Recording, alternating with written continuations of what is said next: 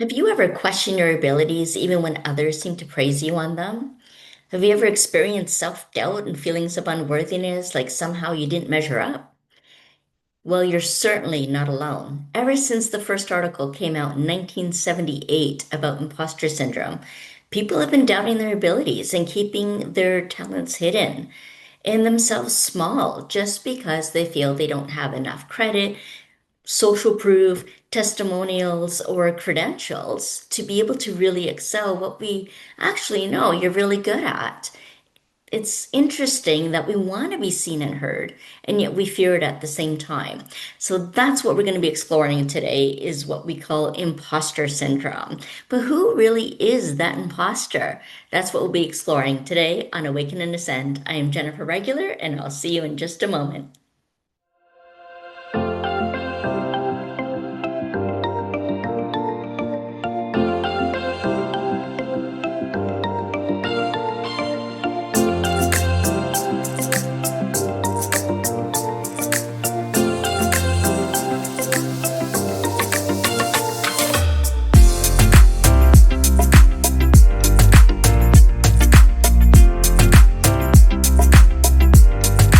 Hey, welcome back. I am Jennifer Regular from Lighting the Path and the host of Awaken and Ascend. This is where we get to explore various topics that help us to align and activate our leadership ascension.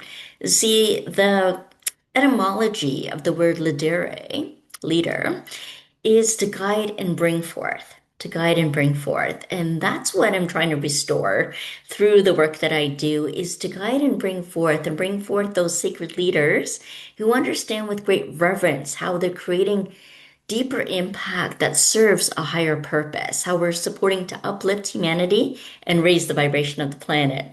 Sometimes I get to explore a topic with you, and quite often I bring in special guests from around the world to support you on your journey of self-realization. So be sure to check out the playlist. You'll find some other great episodes there.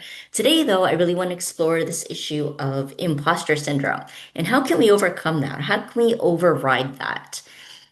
The key aspect of it is self-doubt. Have you ever felt that you felt really confident about what you knew and how you do it, and you've been praised about your work and you've been promoted and you've really excelled, and yet you get into a breakout room, right, in a networking group, or you hit the stage and suddenly you're like a deer caught in the headlights.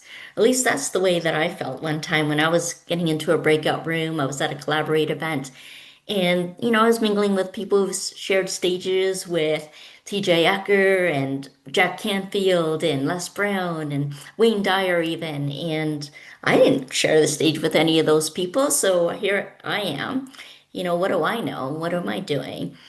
And that's just ego, popping up, wanting us to compare, wanting us to see how we measure up.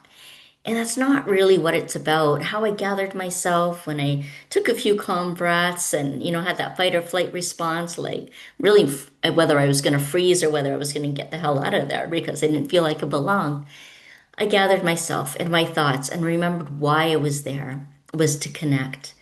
And that's when we know that we're operating out of soul and not from our ego that likes to compare, but through soul, where we choose to connect, to build community, and to really be able to be a role model of the light and the confidence that shines through when we stand in our truth.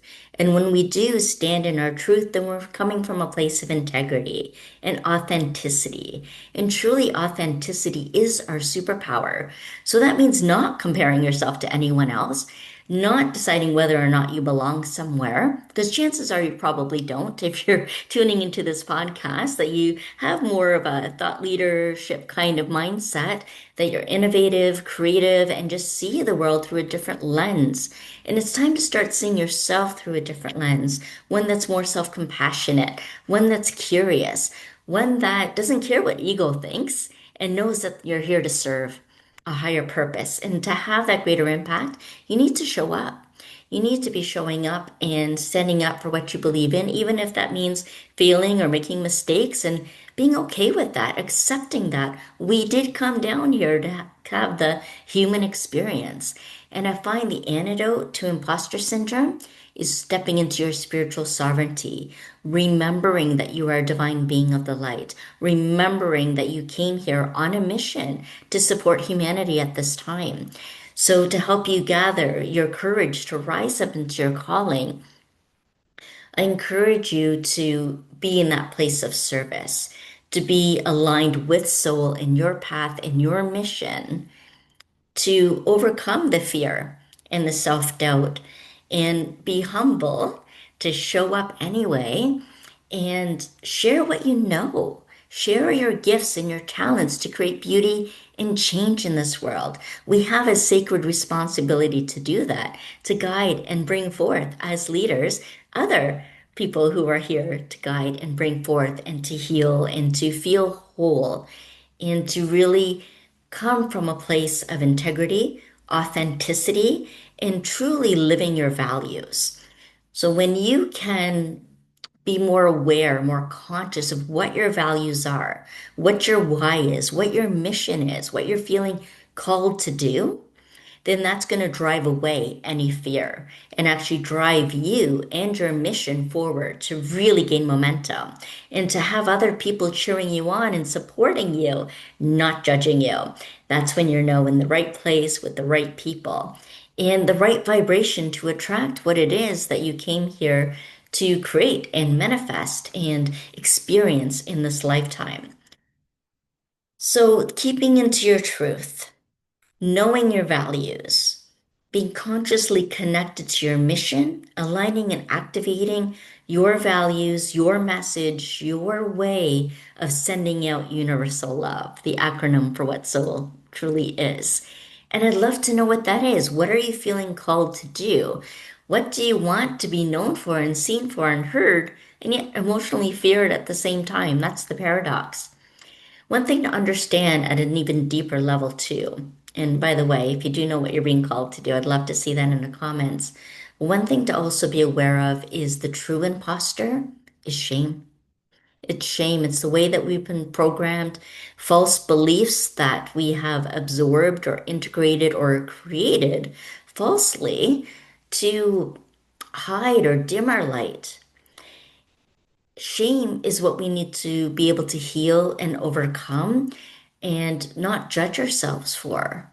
We are no less than anyone else. We are more than enough.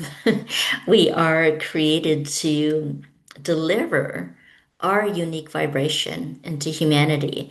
And so, in order to do that more succinctly, we want to be operating from presence and from purpose, not from performance, not from pressure, but from purpose and presence. So that's something new to focus on, to attune your mindset and vibration to, so that you can elevate and prosper on all levels of your being, because you are being fully true to yourself and aligned with who you are, and people are going to be magnetized towards that authenticity, that genuineness, the way that they can relate and resonate with who you are and what you're saying, and not become confused by your message or what you're trying to project as an image, perhaps.